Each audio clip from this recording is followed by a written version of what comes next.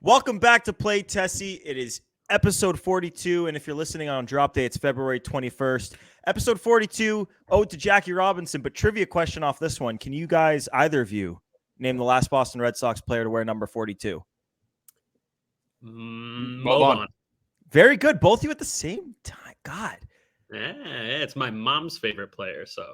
I believe it was Pablo Reyes on Jackie Robinson Day. This is why you guys are co-hosts of Play Tessie, for info like that.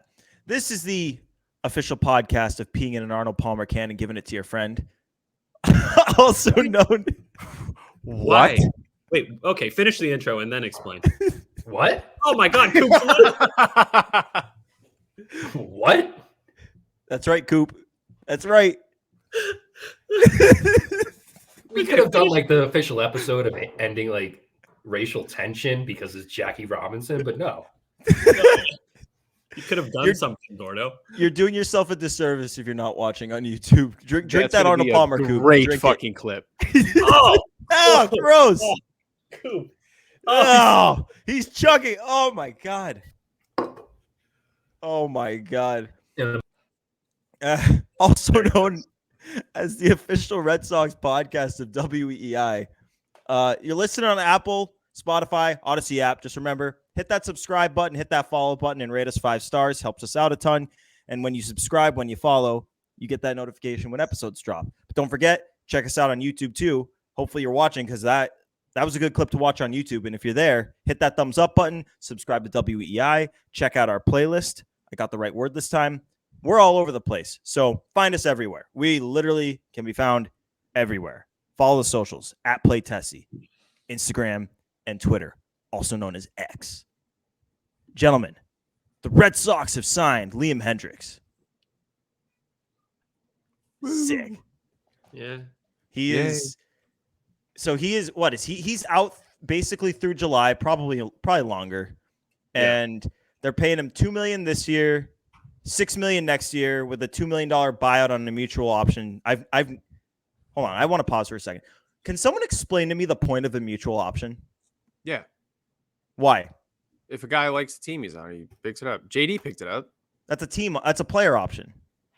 No, mutual option is the team likes the player likes the team. They both want to stick together.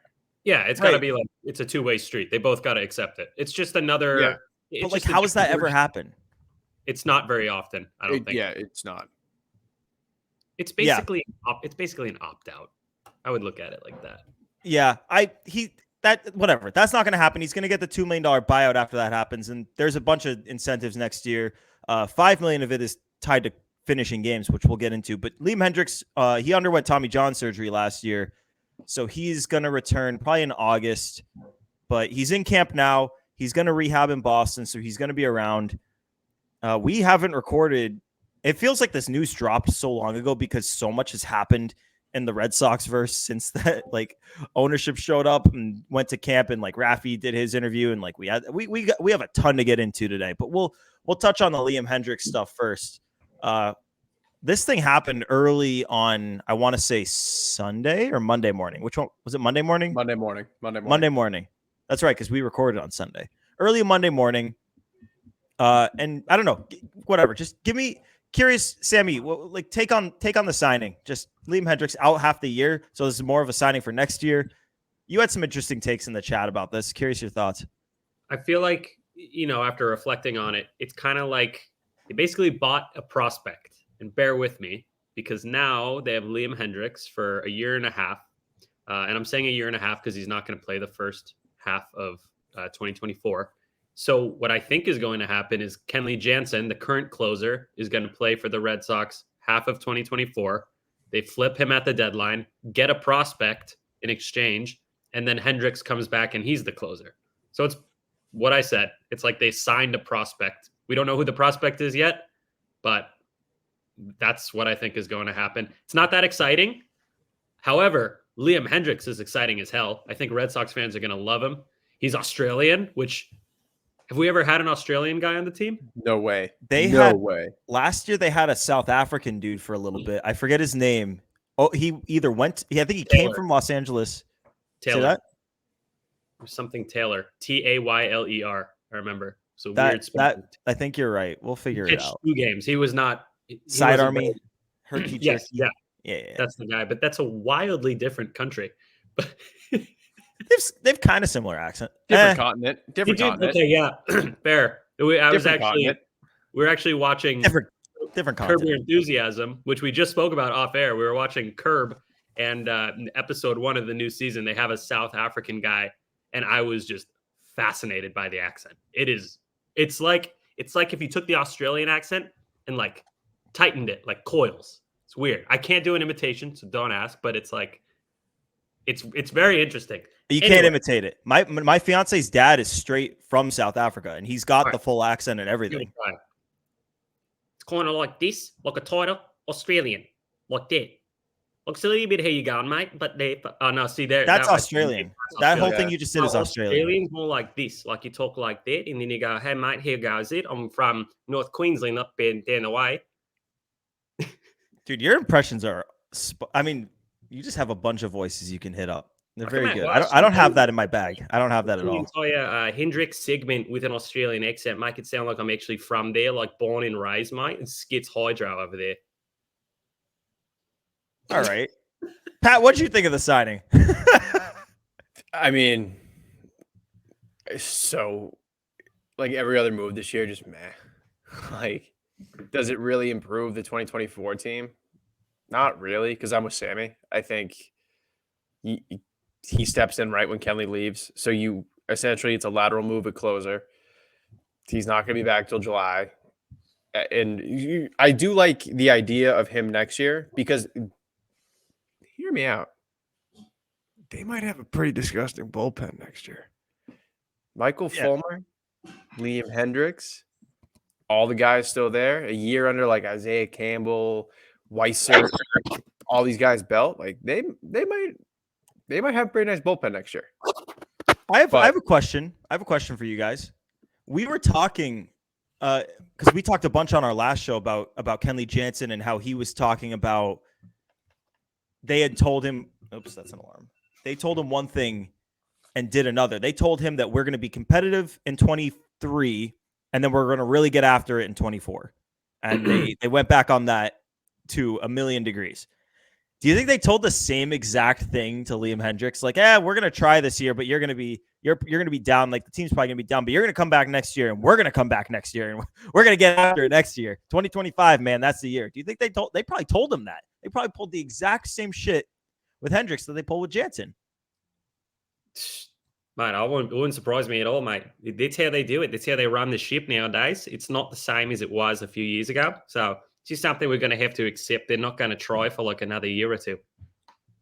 I don't think it probably wasn't directly said, but I guarantee, I mean, we'll get to it in a little bit, but there have been active and past players pretty vocal about how disgusted they are with how they're running the ship right now. But that being said, I don't think they told him straight out, like, yeah, we know we suck this year, but next year, I think, and this is a legit thing, like this is known, there is an appeal for guys who are rehabbing to prefer the Red Sox because their medical team is top flight, best hospitals around. The rehab team's incredible. Like, so I think that played a role. And then also, like, look, you come back this year, you're not going to be the closer. And then next year, you're going to be the closer and we'll be better than we are right now next year. I doubt they were dumb enough to say, we're going all out next year. We're going to do everything we can to win. I think it was just more so like listen, we pay you a little bit of money, you rehab here. Next year, you step into the closer role, nice and smooth, and we'll probably be better next year.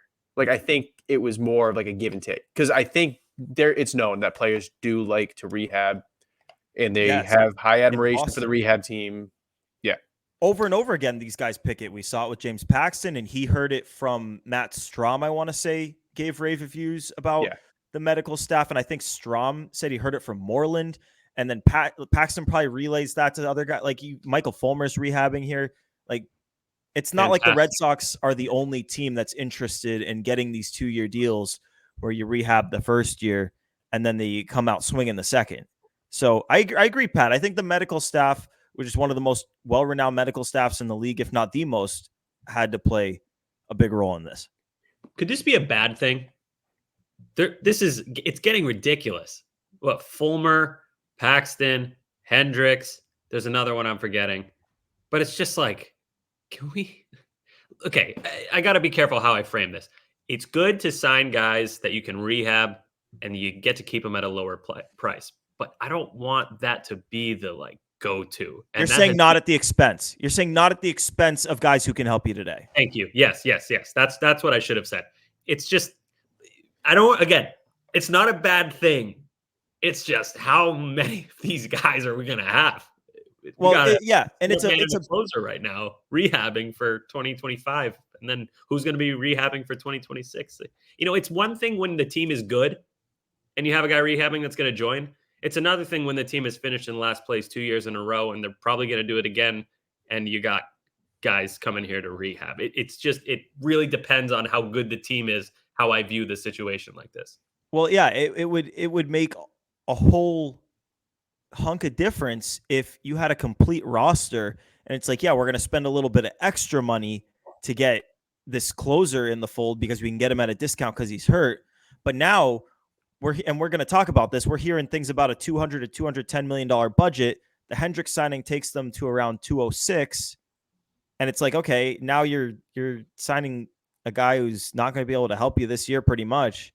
And you're doing that at the expense of guys, maybe signing another bat.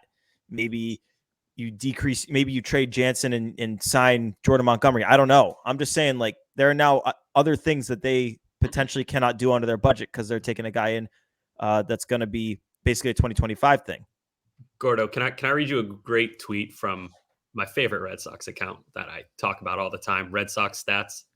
Please. This is beautiful. This is from yesterday, from Monday the 19th. It says the Red Sox entered the start of free agency with a $199 million payroll for 2024. On the first day of full squad spring training, they signed Liam Hendricks for $5 million AAV, and their projected 2024 payroll moves to $206 million. They've increased payroll by $7 million after 2 last place finishes. And hold on, back up, Sammy. They haven't increased payroll from the last place seasons. They've increased payroll from what it was at the start of the offseason. You're right. Even worse. What was it last year? Wasn't it 220? I think it was 225. 25. Okay, so even worse. Way worse. God, this sucks. You guys having fun? Yeah.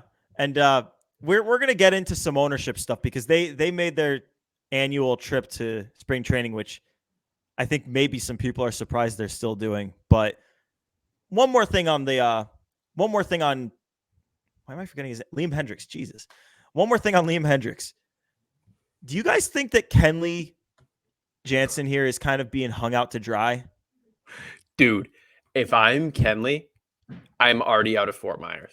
Think about it. So livid if I'm Kenley Jansen. Think about it. You've basically brought in his replacement. And not only that, you can't even make the argument that this guy is not being brought here to close because in 2025, and I know Kenley's not under contract for 2025, but when you live in a place, there's obviously a hope that you might be able to stay in that place. But Liam Hendricks has half of his incentives tied to games finished. The Red Sox are telling you that Kenley Jansen will most certainly not be re-signed next year. So, yeah, I don't know. If I were Kenley Jansen, you've been dicked around all offseason, and now you got this. Just add another whatever. I don't know. I don't have an expression for it, but add another. It's to the point where it's so disrespectful right now. Mm-hmm. You have to do the most respectful thing and just send him back to LA for whatever you can recoup. Yep.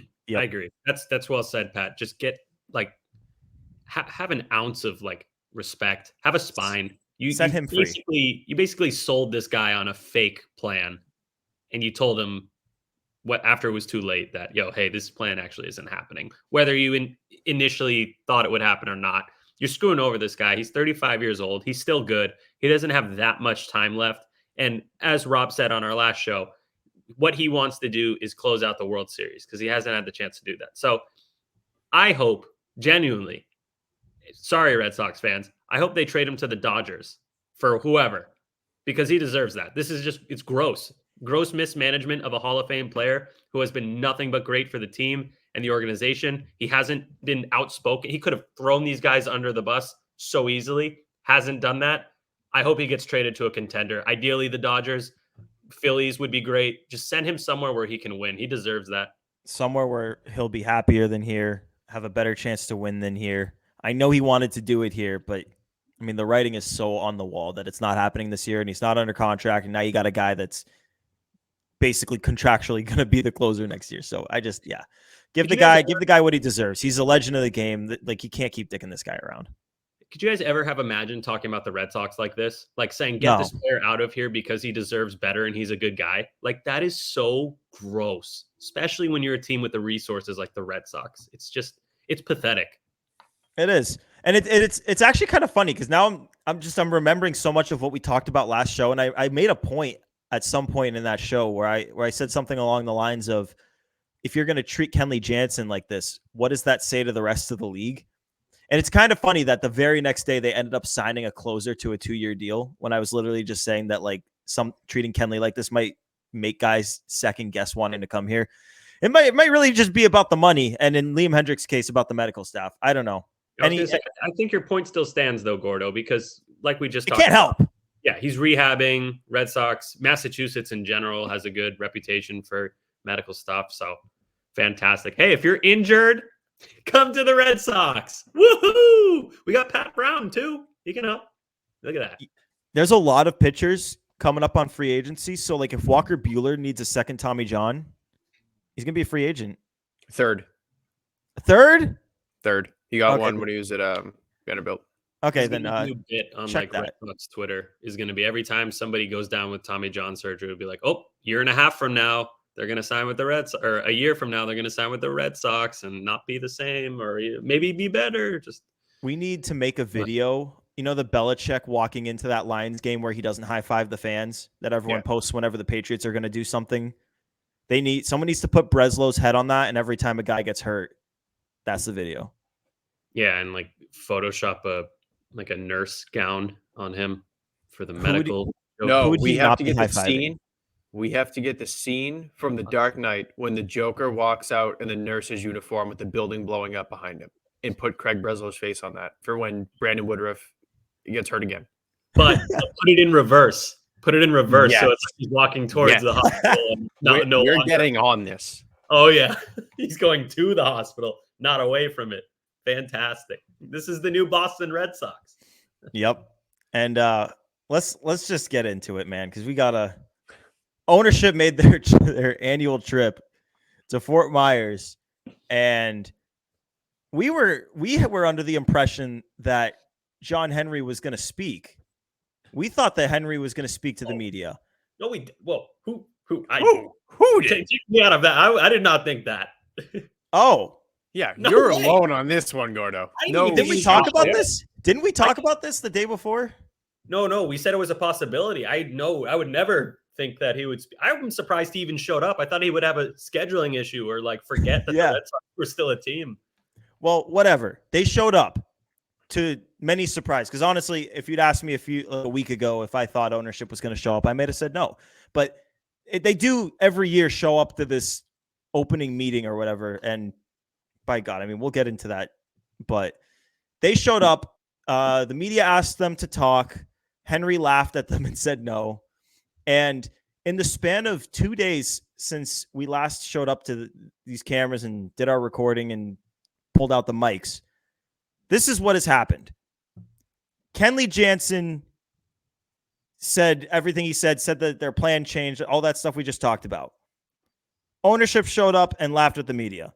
Sam Kennedy got in front of the mic and said Pedroia, in essence, ripped him a new one over a FaceTime. And then Rafi Devers goes out in front of the media and says basically the front office is not giving us what we need and we need more. And that's in the span of 2 days since we last, like, let me just get on my soapbox here for a second, because we do these shows 3 days a week, and it would be really difficult for us to just get up here and shit talk ownership and shit talk the front office and shit talk the organization every single time we do these shows. it would be really hard for us to just get up here and do that every time. And we don't do that. Like, that's one thing I think that makes us good is we jump outside of that. Because if you podcast about the Red Sox once a week, that's probably going to be the topic of discussion because things come out over the course of the week. But we go beyond that and we talk about the team, and I don't want to say we're positive because it's almost impossible to be positive this offseason, but we go beyond the ownership negativity. But the truth of the matter is we have still talked about this so many goddamn times, and it's because every 2-day span between recordings, something new that they've done or some new report comes out and we have to talk about it. And this is just 4 more examples right here of us having to talk about and break down ownership doing wrong things, people having bad vibes about what ownership is doing. And this time it's important people. Like, this is one of the legends of your organization. This is a future Hall of Fame closer that you signed. This is your franchise player, also hopefully a future Hall of Famer if things go right, Rafi Devers. There's just no escaping it, and it's all their fault. But we got to break this thing down one by one. Like, I don't even know where we want to start. Do we want to start? I don't know. One of you guys decide. Well, let's go in order. We already discussed Kenley. We don't have to lament that again. Yeah. We did a whole segment about that, which was great. Check out our episode 41 if you haven't heard that yet. I guess we start with Pedroia, which we don't have too much info on. You know, we got a little bit, but what do you guys think he said? Because my mind is just racing of Pedroia. Like, I bet his face was like this close to the camera. Like, he was probably in the camera just yelling like, he was probably saying what we say. Like, what are you doing? We all know what you need.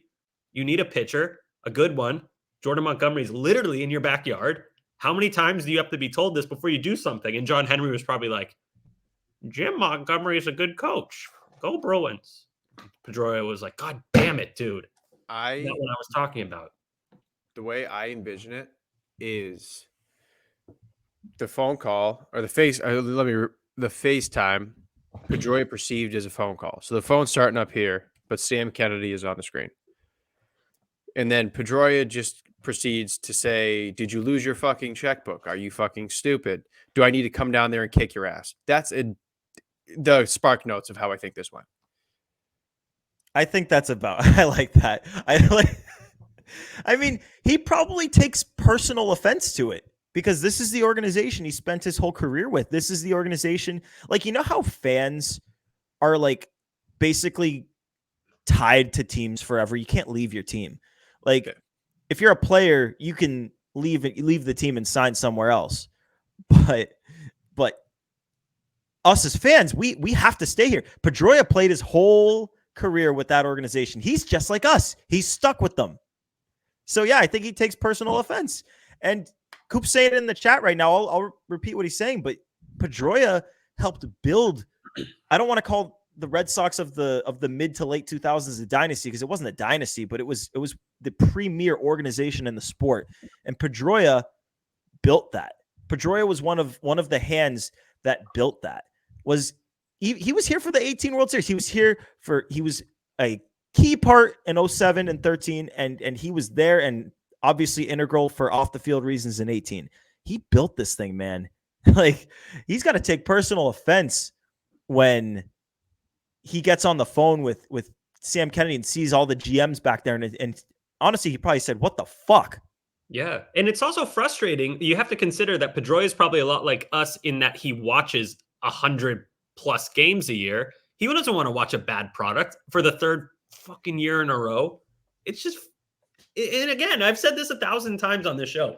The most frustrating part of all of this is how obvious the fix is. And I'm not saying a fix that makes you into a World Series favorite. I'm saying a fix that gives you a decent chance to make the playoffs. And we can leave it at that. Simple. Coop. Yeah. This sucks. It sucks. And I think like Pedroia going off.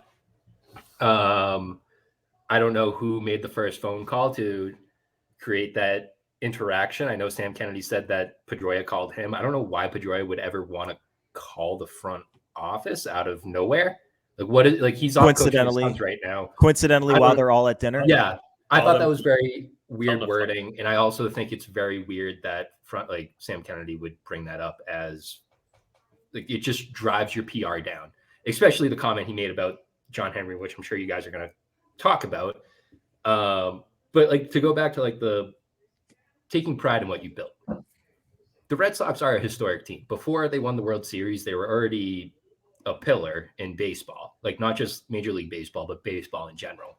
They didn't have, the titles that the Yankees did.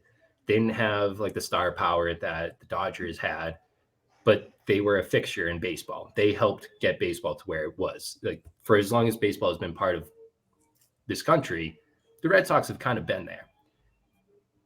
What turned in the 2000s was when they started finally winning championships. 2004, when they finally buried an 86-year-old curse. That was wiped away. From then on out, it became we are championship contenders. And there was a 3-year gap. Then they won a championship. There was a 6-year gap. Then they won a championship. Then there was a 5-year gap, and then they won a championship. Every time in one of those gaps, they bottomed out and they had those valleys that I know the nerds love to point out and say, that's what we're trying to avoid with Chaim Bloom, our North Star. But at some point, you have to realize that all those championships were made by paying people. And you weren't always outright paying people or outright growing prospects like pitchers. Because we've talked about that in previous podcasts where a lot of the big name pitchers that have carried them to a World Series didn't come up through the system. They paid for them. And the fact of the matter is that they don't know who they are anymore because they are banking on the fact that they are just the brand name Red Sox. They're trying to be Gucci. This isn't clothing. This isn't sports cars. This isn't, Wagyu beef. Ooh. This is sports at the end of the day. Wagyu beef is pretty good. You can compare yourself to those things. You can compare yourself to a luxury brand and try and jack up prices for tickets or for residential areas. But at the end of the day, what made you who you are and what Pedroia, I'm sure, is frustrated that he no longer sees is the fact that they aren't championship contenders anymore. And Alex Cora made the comment of like the North Star, like you get distracted when you're chasing that North Star. And when you have your manager who isn't part of the front office, but he's the first person talking to them about what needs to happen on the field, when he's now pointing out all the flaws that are happening out in the open to everyone, like that just shows what is wrong with ownership. And I'm not saying sell. I'm not saying that John Henry is Satan come back to life. It feels like it. But at some point, it's just kind of like, you got to figure this out because you are going to lose that like fan base. And it's not even just that. You're going to start losing a lot of the guys that helped build you to this point of $5 billion. You don't own Liverpool without the Red Sox. You don't own the Pittsburgh Penguins without the Red Sox. You don't own a NASCAR team without the Red Sox. You aren't Fenway Sports Group without the Red Sox. So how about you go back to doing that exact thing? Because it's frustrating at this point. You're not like David Ortiz does not look interested at winter weekend. And that's a product of ownership just doing absolutely nothing. Rafael Devers comes into camp. Yeah. Like everyone is frustrated at this point. And it's just, at what point are you running a business? Because you have all the heads, the board, Sam Kennedy taking jabs at your principal owner. You have Tom Werner not actually knowing what's the business plan. Like if this was a Fortune 500 company, they would most likely be bankrupt. Like it's so poorly run. And from the PR perspective, like it's, I don't know. They like lie. They lie. Like even as recently, like Tom Werner said in this interview with Sean McAdam that they don't have any built-in restrictions for Breslow and they just trust that he's going to build them a contender. And then literally a month later, like it's been a month since that. Oh, and now Kennedy Skiffington pointed it out. It's no, but Coop getting ticket agreed. sales. Agreed. It's but Werner says that. And now a month later, Kennedy comes out and says that they have set a budget for Craig Breslow. And obviously Chris Cotillo has reported that that's $200 to $210 million. But it's just, I don't know how many times I've said that they would earn so much goodwill with their fan base if they just had a little ounce of dignity and were honest. Like we can see it happening. They've ruined it. Like, I don't think they can come out and be honest. I think what they're doing now is outright being honest. We saw it at Winter Weekend when Sam Kennedy came out and it was just like, yeah, this stinks. This isn't who we're supposed to be. But it's no one wants to hear that anymore. Like, people just want to see you take action. Like, we're so tired of you doing absolutely nothing and just still like talk is cheap now. It's literally like, oh, it's so cheap. Inflation these days, it's crazy, and it affected talk a whole lot. People are struggling; they can't talk anymore because it's so cheap. But it's just it gets to the point where it's just grinding your gears down, and it's not an interesting product. Like anything that they've done in the past, since 2019, they haven't had any consistency. Like they're at this point where they're saying, "Oh, well, we have Tristan Cassis, we're going to pay him. And we have Rafael Devers, we're going to pay him. And we had these issues with the books back in 2019. So that's why we couldn't sign all these other guys that we've grown. But how do we know we're not going to get to 2026, 2027, when you have to start paying Marcelo Meyer, or you have to start paying Roman Anthony, or you have to start paying Kyle O'Teal eventually? Are we going to look at it and be like, oh, well, we paid Rafael Devers, so we can't afford that anymore? I mean, they're probably going to walk. I mean, if you go on recent trends, 2 out of the 3 of the quote unquote pillars, I guess you could say, Mookie, Xander, Devers, walk. I mean, they did. It's, to be fair, they extended Xander once, but like he's still. You say what you want about him. Hey, he moved to second base. He's still killing it. He's still putting up good numbers. He would still be hitting third for the Red Sox and would be the leader of your team. Yeah, be the leader of your team. Probably have better numbers too because he'd be playing at Fenway, but. Yeah, man, I think the sad thing is they don't care. They're not thinking that far ahead. They're probably like, how much money are we making? And, Sam Kennedy can call me a liar for that, but fucking prove me wrong then, Sam. A little Sambo. Only room for one of us here in Boston, so prove me wrong. He's not gonna. That to go back to your point about the young guys coming up and like if they could walk and stuff, that might be the one encouraging piece of info to come out of this whole ownership trip is that Sam Kennedy's once again reiterated that extending young players is going to be a priority for them. And that's one thing they are seeking to improve. And they want to get those conversations started earlier. And obviously Tristan Casas and Brian Bayo at different points this offseason have said that the Red Sox approached them. And I know that the offers that they were given were not quote unquote enticing, but the fact that they're starting those conversations shows that at least their head is in the right place in that regard. I don't know. We're grasping at straws because they've done so much wrong. How do you put any weight into anything that Sam Kennedy says? He says something different every time, talks out of both sides of his mouth. He calls us liars. He tells you one thing and another thing happens. And they've been trying all the makeup for a great commissioner. Yeah. What? Agree. No, Coop's right. His name is being thrown around as commissioner, which is wild to me. That guy should be out of the job. He's perfect. No, he's perfect for it. He's great at saying absolutely nothing. He's perfect for commissioner. That's why I don't want Theo to win. It's not a good. I don't want Theo to be commissioner. Everyone hates the commissioner. The commissioner just sits there and takes bullets for the owners. That's what Sam Kennedy's been doing for years. What if we had a David Stern of a commissioner? Like, what if there's a crazy world where like baseball fans can be happy with their commissioner? It's the owners, man. I mean, Manfred could have been a beloved commissioner. He made some great changes with the rules and everything. And then he makes stupid comments and people hate him. I'm fine with Manfred. I know people don't like him. I'm fine with him. But like, he could have been that guy. But you're a meat shield, which is what Sam Kennedy is. He's a friggin' meat. He's that meme with the soldier with their arms spread out with the bullets and arrows going into his back, protecting the sleeping kid. And John Henry's the sleeping kid that Sam Kennedy's taking bullets for. Nobody knows what I'm talking about. But no, I do. I know what you're saying. All right, thank you. Appreciate you. But Sam Kennedy's he's a human meat shield. So yeah, I could see him being the commissioner, which is not a compliment. That's why I don't want Theo to be the commissioner. You almost always get looked at negatively. And he could do something better. He could own a team and be a beloved owner like pre-2020 John Henry. He could lead an expansion team to a title within the first 3 to 5 years, and then he'll have ended 2 curses and done what I don't want to say is the impossible because the Diamondbacks kind of did it, but what is seen as insanely difficult. Theo, in that article that Coop's referencing that brought up Sam Kennedy and Theo, It said that he would only do it if he were convinced that he could enact positive change on the game. I don't know how he's ever going to be convinced of that just based off of how Rob Manfred's entire tenure went. I don't see it with him, at least. Kennedy, who knows? Because he needs to get out of this city. He needs to get away from this team. This has got to be taking years off his life doing this. It's so bad. But we should talk about the Raffy comments.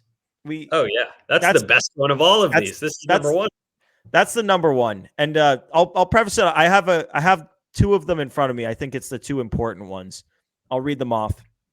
So he said about the front office, they need to make an adjustment to help us players be in a better position to win. Everybody in this organization wants to win. We as players want to win. I think they need to make adjustments to help us win. And then he went on to say, everybody knows what we need. You know what we need.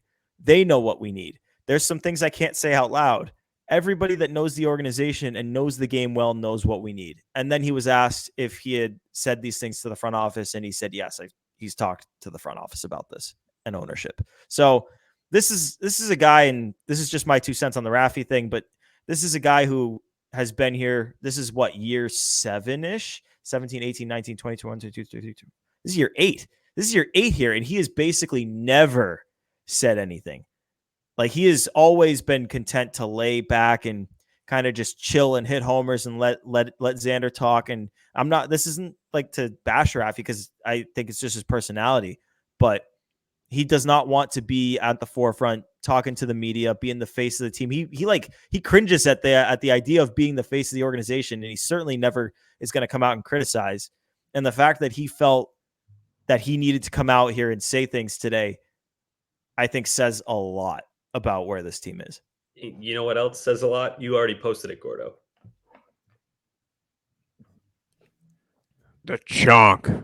Dude, he looks miserable in his... Well, actually, yeah, we'll talk about that too. He does not look like he's in great shape. But, I mean, he already looks not happy. I saw one reporter post a picture of him smiling, and they're like, the happiest smile in baseball. And I'm like, that doesn't look like a happy smile. That looks like oh my God, this is stupid. This is like day 4 of a long season. It's so neglectful. I'm glad that Raffy's speaking up. I know that I'm not of the belief that he can't be a leader because he can't communicate with like half his teammates, the language barrier. He speaks it. Yeah, but he does what he can. And I think this is a good step in the right direction. I do want to give a shout to our friend Jake O'Donnell, who made a good point. And he said, this kind of like devil's advocate-ish, but he said basically that he hopes this doesn't rub the players on the team the wrong way, like that Raffy's questioning their skill. And, that it could happen. But I think that the vast majority of these guys are pretty united in the fact that they know they need pitching. They know their own team. They get it. It's a fair point to make, but I think man, you gotta you have to understand if you're a player. On one hand, you have to have that self-belief of the F you, I got here, so therefore I'm capable. But how do you see this team from 2023 and not think, holy shit, they need at least 2 pitchers? And now here we are, and we're like, maybe they had a second one. Probably not. I mean, do you guys think they'll add I'm still fairly confident they're going to sign Montgomery. I know you guys think I'm crazy for that. Do you guys think they'll even get another pitcher? No. I don't either. I think they had a tiny bit of cash left to spend, and they spent it on Liam Hendricks. I think that's what they did. Awesome. Who's hurt? Who's like a hurt position player that they could get? I can't believe they didn't go after Hoskins.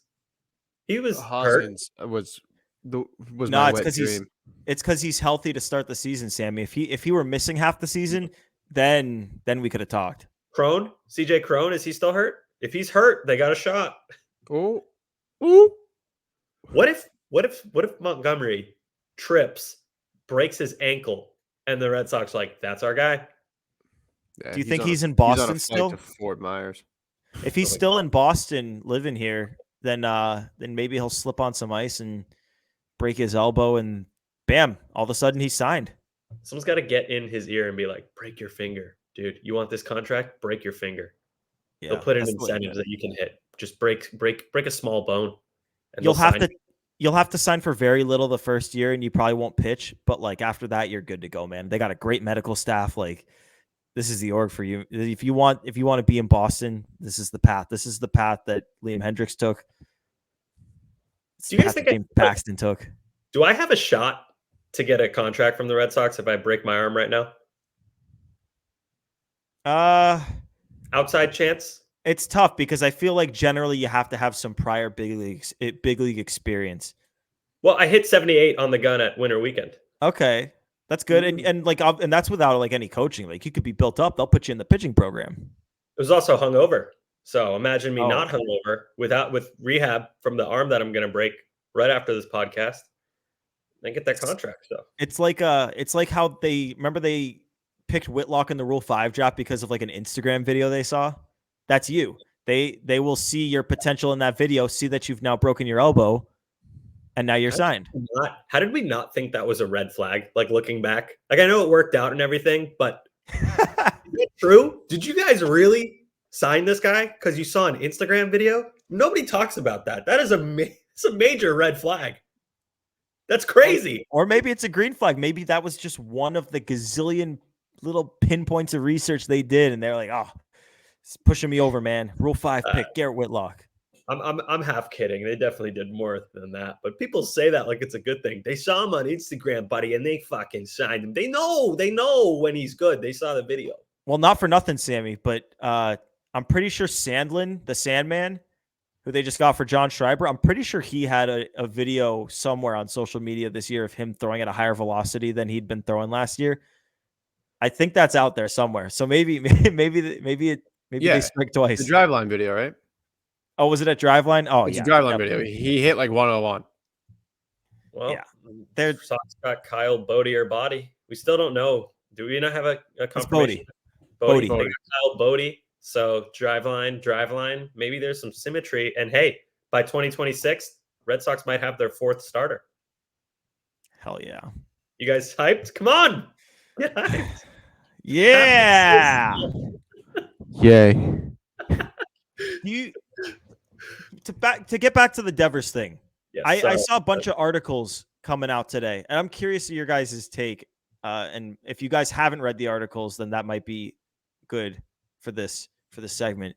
But the mindset of a lot of the media, and I don't know if this is writing or if this is like true belief, I don't know. But a lot of people in our media area right now are saying that Rafi Devers saying what he said is him taking the step forward into the leadership role that his contract says he should be stepping into. Pat, you've got a grimace on your face. Do you buy into that at all? I think there's a difference between speaking up and being a leader. I think Devers is using his platform as like the star of the team to advocate for like, oh, like we want change, blah, blah, blah. I think that's different from leading. Like what Trevor Story is doing is leading. Like he's rallying the clubhouse. He's like integrating the new guys. He's working on things before training camp. Like that's like clubhouse leader right there. Raf is doing something different, but I will preface, I do like what he did. He did the right thing. That's just using his voice and his platform as the star of the team to advocate for, and who knows, maybe that kind of is the vibe in the clubhouse. Maybe everyone's kind of like, we want something. So yeah, maybe he's like I don't want to be cliche, but like speaking for the voiceless, you know?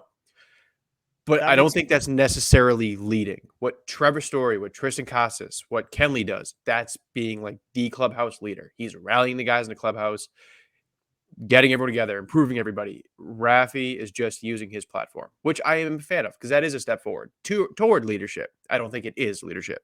I agree with that, Pat. And when I thought about what Rafi said, first off, like I watched the press conference. He did try to give the whole I control what I can control, and like I'll let them do what they're gonna do.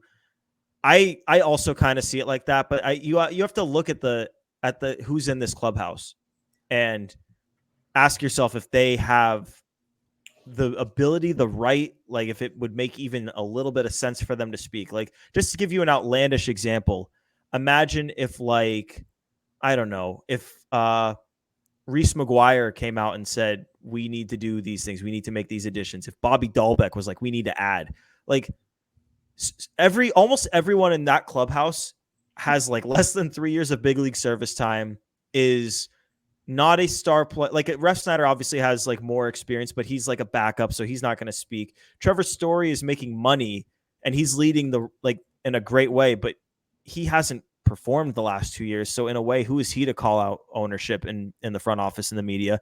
Kenley's got that cachet, but he's on an expiring deal and he could get traded at any moment. Like, how many guys can realistically say these things? Like, Casas and Bayo are so young. Maybe Pivetta could say something. I don't know. Like, it's basically Devers or bust. What about Veritek? He's not talking to the media.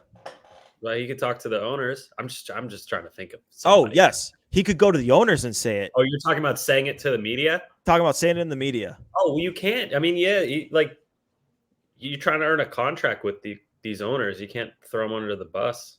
Actually, maybe you want to because you know they're not going to give you a contract. So never mind. Or maybe you force their hand into giving you a contract. I don't think they can be forced into. I mean, they have been bullied more than anyone has ever been bullied. John Henry was the owner of 4 World Series winning Red Sox teams, most notably the one that broke the 86-year curse. And everyone in Boston fucking hates him. How hard is that? Is to do? That is so hard to do.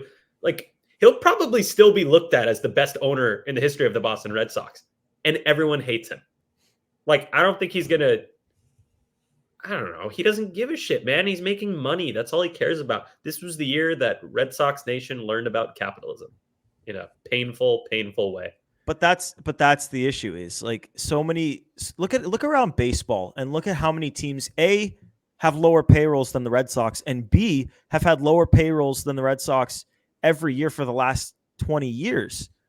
Like, there's so many of them, and their fans aren't talking like the Red Sox fans are. Their media is not covering their team like the Red Sox media is covering this team. And it's because John Henry set an expectation, and it has nothing to do with winning the World Series. It has everything to do with being one of the top spenders in the sport year in and year out, and only taking dips to duck the tax and reset it. There's never been a back to, like, he set this expectation and now he's just gone completely back on it, and everyone wants to know why, but they don't talk. So it forces them into this coverage, and everyone's going to talk. This is just going to be the noise you hear. I have a question for you guys. This might sound a little crazy. Do you think this might in part be a symptom of the new playoff structure? Whereas you don't really need to, you don't have to go for it as much. You can have a team like, who snuck in? Oh, Arizona. Perfect example. The Phillies the year before. Yeah. Phillies. The Braves year they won the World Series. All right. But yeah. Okay. There's no perfect example. I think Arizona would be the best example.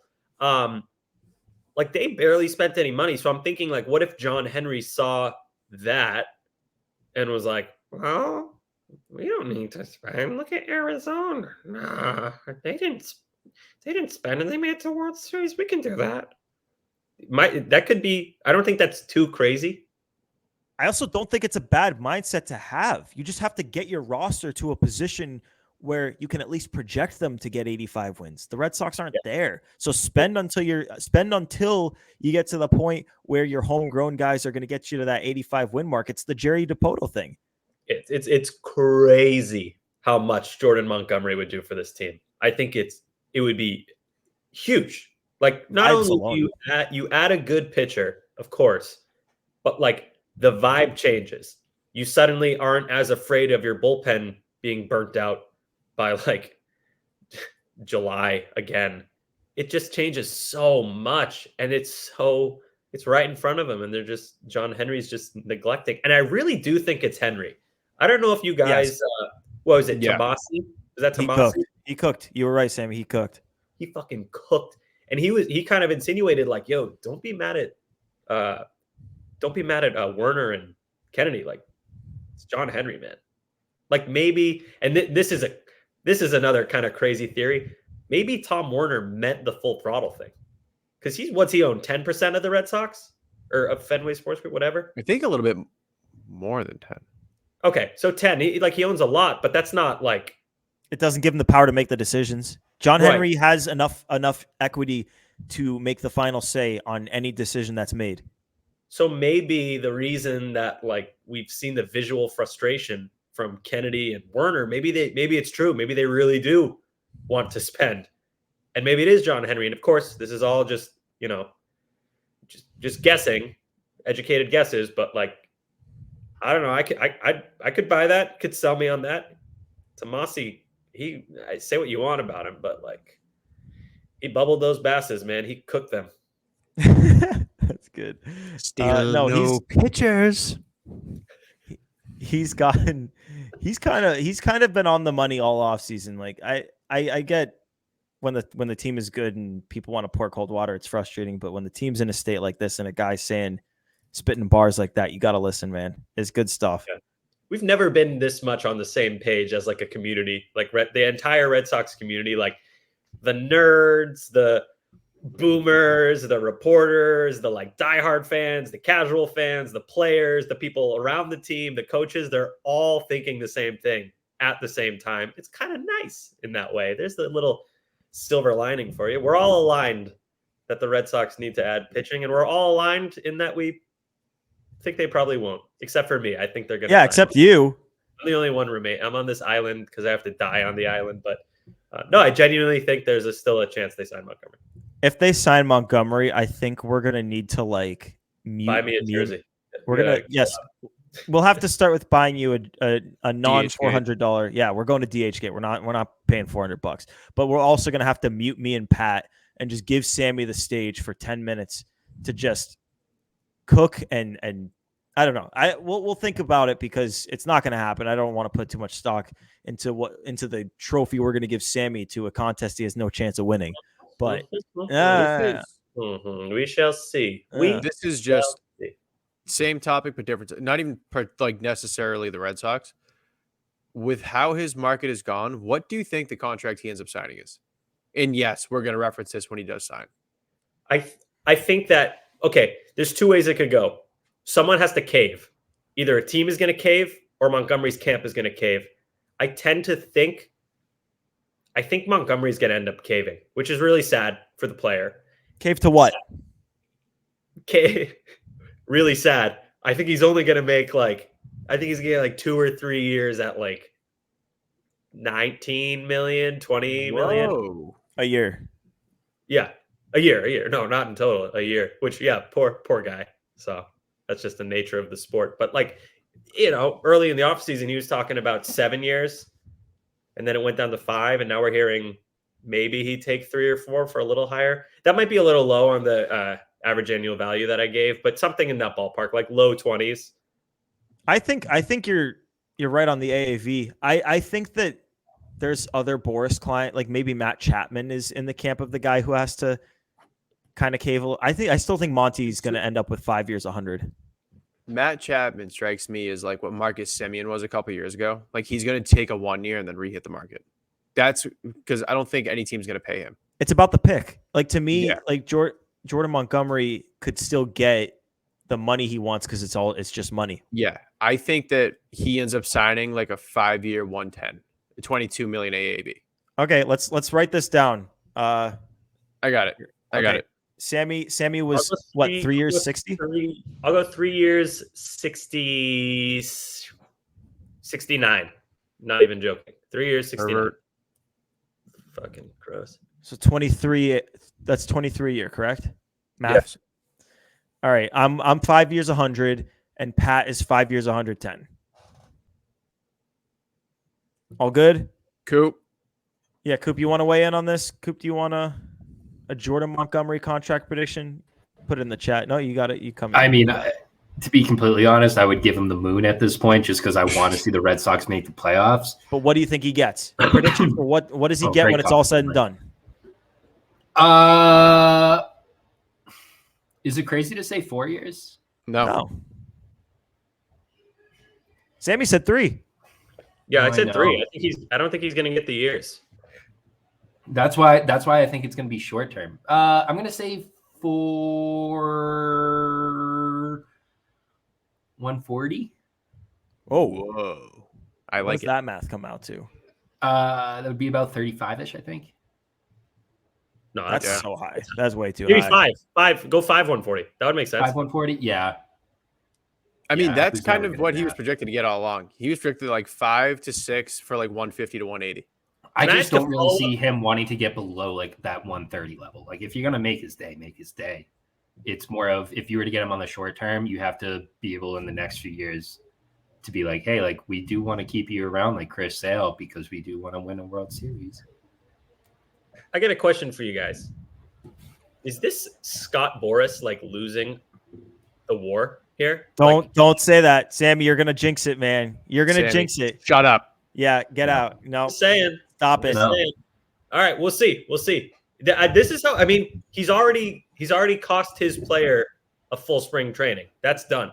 That's not good. That's a negative on his report card. And I don't think. I mean, like if you're staying warmed as a pitcher, does it actually matter? Like you're just losing out on time on working with your catchers and working on. I think that stuff matters. Pitching drills. But I don't think it comes even close. I think if you get the contract you want, that stuff is all like not even. I know. it's just water so- under the bridge. If Yeah, you you don't reference the even care. guys who sign late in spring training, not a great track record. Pitchers Of especially. success. Pitchers, yeah. I think it matters for pitchers. They're like we've said before, the creatures of habit, more so relief pitchers, but still like starters, they have their weekly routine. So yeah, man, I think it's I don't know. I don't think it's crazy to think this might be Boras like slowly taking an L. And he might get a little bit of a win, but I think he's certainly not going to get what he thought he was going to get from Montgomery. And how about the even bigger one out there? Snell. Yeah, You gotta- I bet he feels like a bag of garbage the way everyone just talks about Montgomery. Snell's gonna Yeah. go to the Yankees and it's gonna freaking stink. Oh yeah, he's 100% going to the Yankees. It's so obvious. And That's Red gonna Sox fans going to suck. go, this guy isn't that good. He only throws 5 innings a game, and we're going to have to play pretend. And he's only won 2 Cy Youngs, guys. He's not that good. That's the response. He's unreliable. So therefore, I'm happy the Yankees got both reigning Cy Young Award winners. Sick. God, I'm going to be nauseous if I see anyone say that. And people will say that. Oh So yeah, let's no, be him. it's gonna be a Yeah. terrible day of Twitter discourse Why that do day.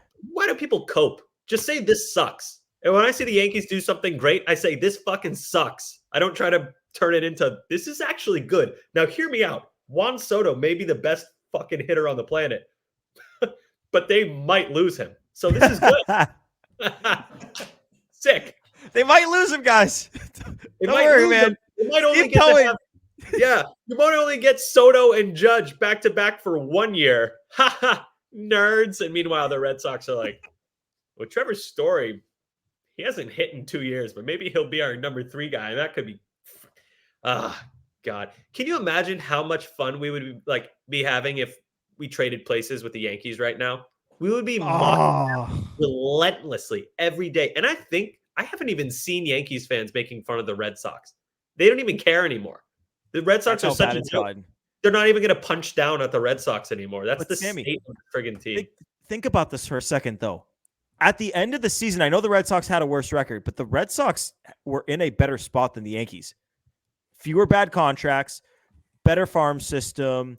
The Yankees had no offense at all. They basically had to start that thing from scratch. You had like Carlos Rodon in your rotation, who was overweight and just not getting hurt, not throwing the ball well at all. Like, what was the ERA in like the 6s last year? Like, they had a lot of bad going for them, and they've turned it around in one offseason. I know they got to play the games, but the Red Sox could have done half of what the Yankees did, and we would have been feeling really good about things. I just don't. Yeah.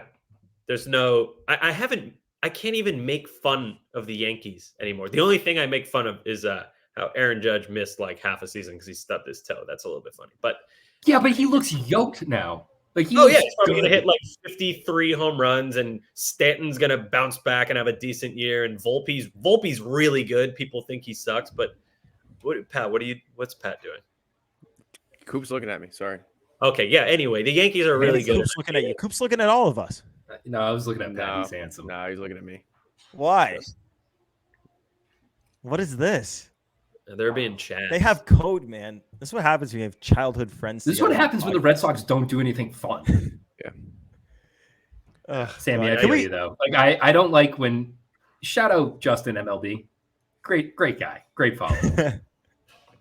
I do hate love him that guy. trolling Yankee fans now. Like this is like the Napoleon complex at this point. Like, dude, it's No, not let him do funny his anymore. thing. That's his bit. That's his bit. Dude, It's he's not the king funny of when book. you're like on the ground kicking at like the person beating you up. Like, Nah, it's he some- still pulls it yeah. off. I think he pulls it no, off. like this is the little brother on his back. He can't defend himself, so he's just using his feet to kick his other brother like away from him. Like that's what it is. I'm sorry, But it's his funny. example is so It's funny. funny, but it's sad. Sometimes I'll see like a tweet or someone say something stupid, and I'll send it to him. I'll be like, "Do your thing." He's good at it. Like, He's yo, the this is a assassin. good one, and he'll be like, "Thank you, I'm on it." Boom. You did that with the Boston Strong tweet today, right? No. Oh yeah. Oh, wait.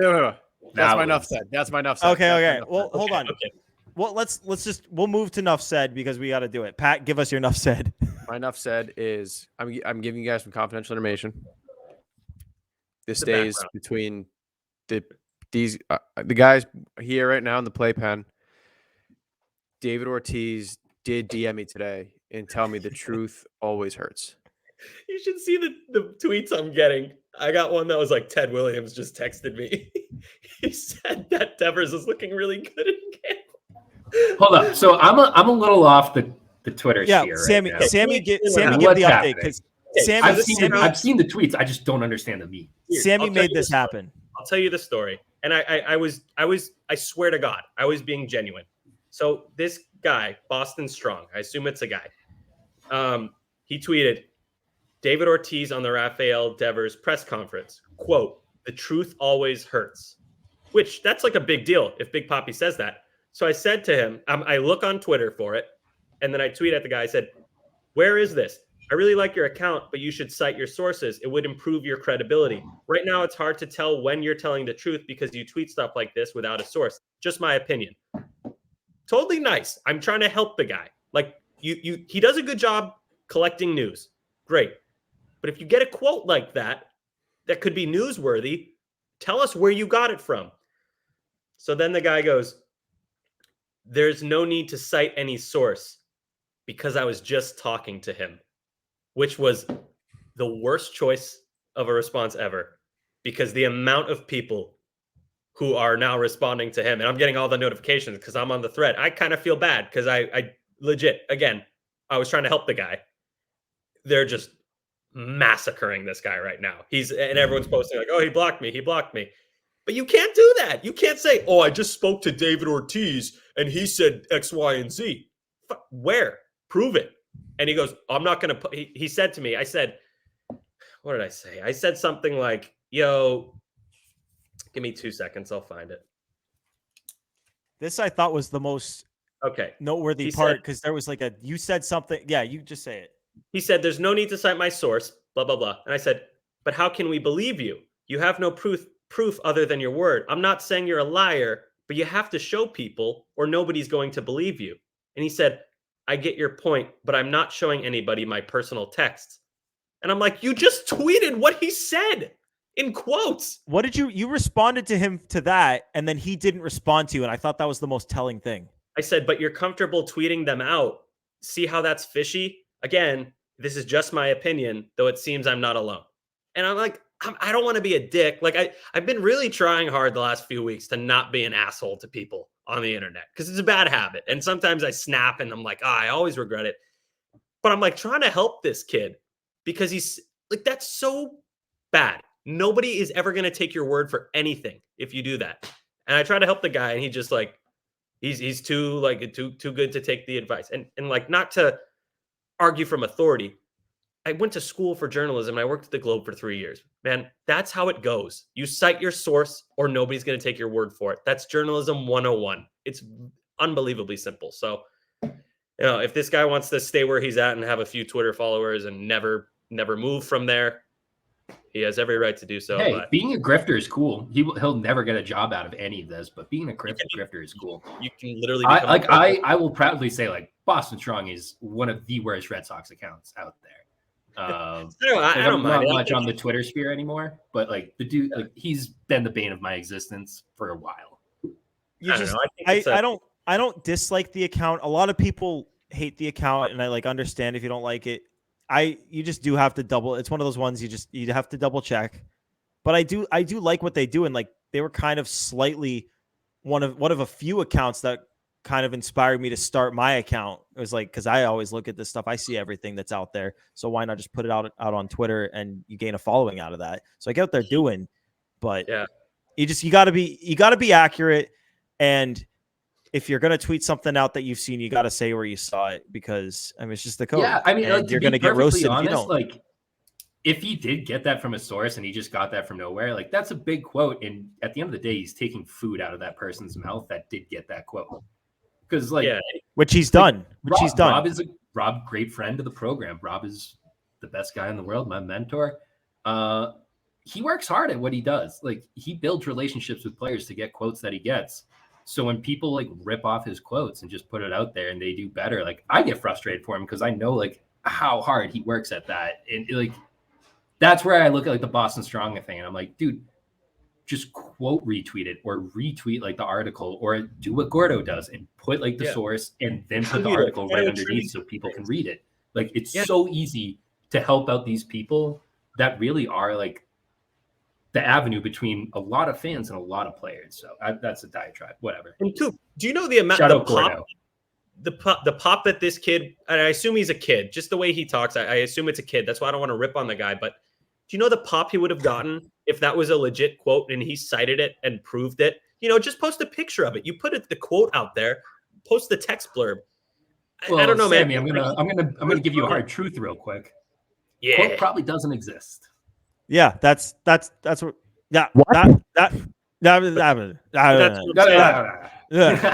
that's my point. That's my point. Is if you're gonna put something like that out, you got to attribute it, or else we all think it's fake, and we all do think it's fake, and it probably is, because I don't know. You guys think I was mean to the guy? I don't think. No, God, you were. I think this is also so just nice. a product of Sammy, you could have been the nicest first guy in the world. Look at that mustache. How could that mustache be mean?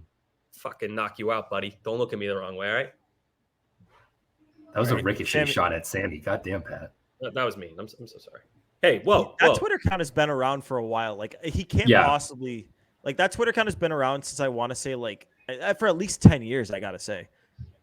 I remember being at GW and like seeing stuff like that for the seeing his account during the 2018 World Series. But yeah, I'm pulling it up. That account was created in 2014. So that account is 10 years old, which means if he started that account when he was 12, he's 22. So he didn't start that account when he was 10, right? I don't know. We don't have whatever. We don't whatever. Have to yeah, we don't have to. It's just out. Like, we don't have to air the guy out. Sammy, you got enough. This is wasted energy, and this is the product of John Henry not doing anything this offseason. So blame him. I agree. It's John Henry's fault. Coop, as always, he's got the right attitude towards it. It's John Henry's fault. Mr. Ratburn looking motherfucker. All right. Yeah, what do you got, Sammy? My enough said. Mike Trout.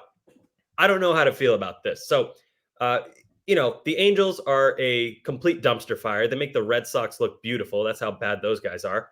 And reporters asked, they asked Mike Trout, they do this every year. Hey, the Angels suck ass. You're really good. Would you want to be traded? Would you play for another team? Stuff like that. And he has this long response. But the thing that first of all, he said no. He doesn't want to be traded. He says, but here's what stood out to me. He goes, I think the biggest thing right now is taking the easy way out, is just to ask for a trade. So let's break that down. He says the easy way out would be to pack up his stuff, go to a different team, learn a whole new system, learn a whole new city, play in higher leverage games for a better team with much bigger stakes. That's what he says is the easy way out.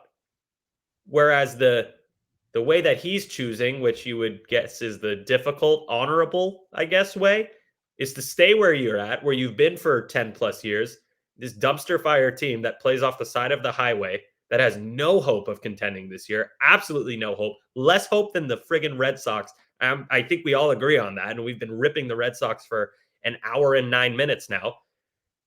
What is he talking about? That makes no sense. It kind of made me like Mike Trout a little less, to be totally honest. And I don't want to hate on the guy too much, but like, do you have any desire to win? Is it just all about being cozy and the highway of whatever? That's what he's saying. Sammy, I very strongly disagree with that. I think the easy way out is leaving the Angels. he's talking about in terms of to play in the postseason and to win. And the easy way to get to that point is joining an already playoff team. Yeah, but it's Right. not like he's going to play harder because he's on the Angels. I think that like playing for nothing and like being out of the spotlight and just being like, whatever, we suck. If we lose, it is what it is. You're not playing under any pressure. I don't think that's the harder way. I think the easy way out is just staying at the status quo where you've been for 10 years doing the same thing. But I think that quote was in reference to winning. Yeah. That was in reference to winning a World Series. Yeah. Okay. Well, then if you want the hardest thing in the world would be to win with the Angels, then sure. That's what I'm saying. Yeah. I think that's what the context was. Sure. But I think the more challenging thing as a baseball player would be for him to challenge himself and go play for a contender and play in the playoffs, something crazy like that. So I don't know. I thought it was kind of weak, man. I don't think that's the easy way out. I think the easy way out is staying where you're at and being status quo and just being content with that. Hey, we lose every year, but maybe someday. And, I don't know. That's an interesting way to look at it, Sammy. I think I'm on Pat's boat here, but this just popped into my head.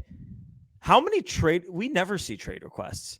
Remember Brian Reynolds did it last year, and then he just ended up signing an extension. Yeah. We never get it in baseball. I'm sure they would do it if he asked out. I'm sure out of respect for him, they would try to find a partner, but yeah, requests don't. It just doesn't happen. I just got a DM from Boston Strong. Oh no. I was hoping it was going to be from Big Papi. No, read it. Honestly, read it. Who cares? Don't quote it though. So we don't know where it comes from. He said, "You started a whole drama with the Ortiz quote. You have followed me for a long time. You should know better and trust me." And then you should know better, Sammy. You're a 30-something-year-old adult. You should know better. You should know better and trust me. Dude, you're 46. Fuck off. Wow. He sent me a screenshot from a chat that he says is from David Ortiz. And I just said, post it. And I say, you'll prove everyone wrong. Sammy, send a screenshot of that in our group chat after we're done recording here. I'll do my enough said, and then we'll have to take this off the air. But he said I can't post that. Well, then you shouldn't have posted the quote. Fair. Anyway, I don't want to air out the guy anymore. I think he does a good job. He's an aggregator. I'm rooting for him. I have been following him for a long time. He follows me. I appreciate that, but that's how this industry works, man. Sorry, trying to help. Jimmy Carter just sent me a messenger pigeon saying that we're invading Russia. Oh God. Yeah. Oh God. One more thing. He followed me and then unfollowed me. So yeah, I got a bone. I got a bone to don't. pick with Boston Strong, but whatever. My enough said, and I'm glad Coop is here for this because Coop's out in California. What is it? Tahoe? You're skiing in Tahoe? Tahoe, dude. South Lake Tahoe. My enough said is that I've never been downhill skiing. I went cross-country skiing once for middle school because it was required. We had a cross-country skiing field trip. Outside of that, I've never put skis on, except for I went water skiing once. Water skiing's tough, dude. I was bad. No, I was a kid, dude. I was terrible at it. I've fallen all over the place. It was bad. But yeah, never downhill skied before. I've gone tubing, if that counts, but I don't think it does. No. Skiing's fun. We should all do it. We should do a plate. Maybe if the Red Sox don't do anything for another offseason, we just do a ski trip with the playpen. It would have to be to the Bunny Hills. You gotta start me somewhere. Blue Hills, and right outside. I think it's technically Randolph. I don't know if it's Randolph or Milton. They got ski trails. It's nice and easy. We can all go. We hang out at my place after for some little après ski. But yeah, at one point today, I thought my ACL was going to blow out because I think I'm way too old for this now. Ooh, yeah. But you were, as the kid, what was it? The kids say, rashing the gnar. Shredding. What was that? Shredding the gnar. No. What did you say? Rashing the gnar? It's rashing the gnar. What is this? The Great Depression? I got to ration out my gnar.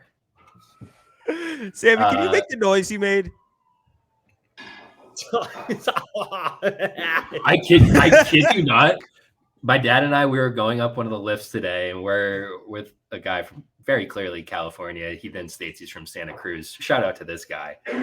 He was every single stereotypical accent of California's surfer guy, and it was incredible. After things that he would say that were just matter of fact, not really funny, he would just do the yeah, dude.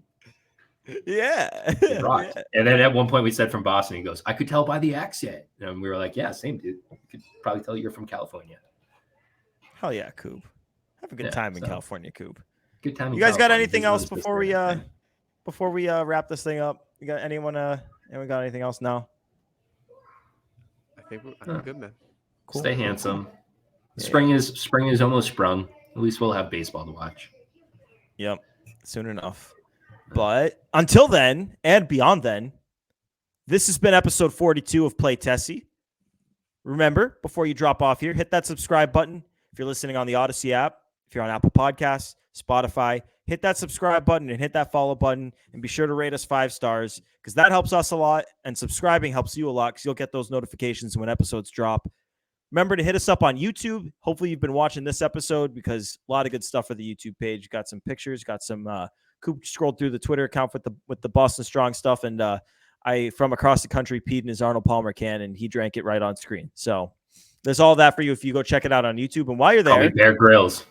Yep, Coop's a trooper, and he also hits that thumbs up button on every video that we post. So you should do that too, and hit that subscribe button to the WEI page, and make sure to check out our playlist. It's the word playlist. But thanks for tuning in. This has been episode 42 of Play Tessie. For Coop, Sammy, Pat, it's Gordo signing off. Toodaloo.